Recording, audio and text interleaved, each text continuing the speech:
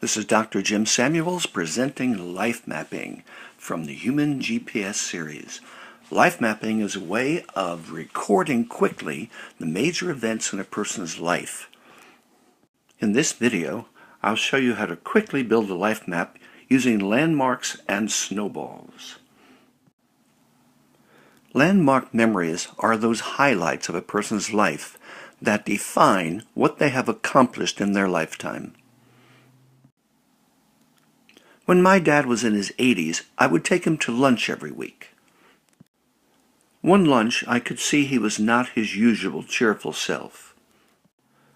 When I asked him what was going on, he shared with me some doubts about his life. And I said, "Dad, let's look at life as a great journey. And like any journey, we need a map. You've had a great run so far, more than 80 seasons. Let's take a look at it." We then took some time to review significant events of his long life. We not only talked about his accomplishments, we took some time to explore each one and the effect it had on other people. For instance, Ed played the harmonica. In fact, each time we had lunch, he would play for the patrons at the restaurant, and they loved it. So I asked him, "When did you learn to play the harmonica, Dad?" And he answered, "Oh, when I was a teenager. I liked that it was an instrument I could always have with me." I pulled out my notebook and a pen and began a life map for Ed. "Let's see, you were born in 1918, right?" And he answered, "Yes, in the Bronx." So I started Ed's life map. "And taught yourself to play harmonica in your teens," and I added that to the map. "And Ed says, in fact, that's how I met your mom." So I added that to the map. "And that's how our family was born. Edward George Samuels, Jr., then James Robert Samuels, that's me, and then finally Robin Dorothy Samuels, about 17 years later." Okay, we had the harmonica and the family, so I asked him, "What about work, Dad? You've had a good long career." "I was working in high steel when Mom and I met. Then World War II started, and I joined my dad, Nick, working in a factory on a top-secret project." "Your grandfather was a tool and die maker, and I heat-treated the metal components we manufactured." "After the war, Grandpa went to cabinet-making school with me. He knew that way I'd finish the training. I found I really liked working with wood and became a carpenter. So I added cabinet-making and carpentry. Eventually, I became a superintendent of construction and built lots of homes." "How many homes do you estimate you've built?" And he answered, "About 700 over the years, and all high quality." At this point, we have life mapped two of Ed's landmark memories, harmonica and career.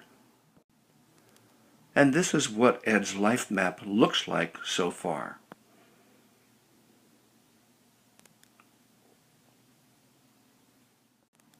Now, we could have gone further, putting life maps together for each of his kids to see the impact his children have had on the world. We looked over his life map together, and I could see a whole new appreciation for what he had accomplished so far in his life. Another way of looking at what you've accomplished is to count the people who benefited. And he said, "Sure, that makes sense. With the average family consisting of 4 people, that's 2,800 people you provided safe homes for. And that doesn't include all the construction people and realtors, etc." At this point, I could see my father was getting a much deeper appreciation for what he had accomplished in his career. And it was time to mention another aspect of life mapping, snowballs. "Dad, you really did a lot in your lifetime so far, and there is something else I'd like us to review." And he said, "What's that, son?" I said, "The snowballs." "Snowballs? I love you, son, but what are you talking about?"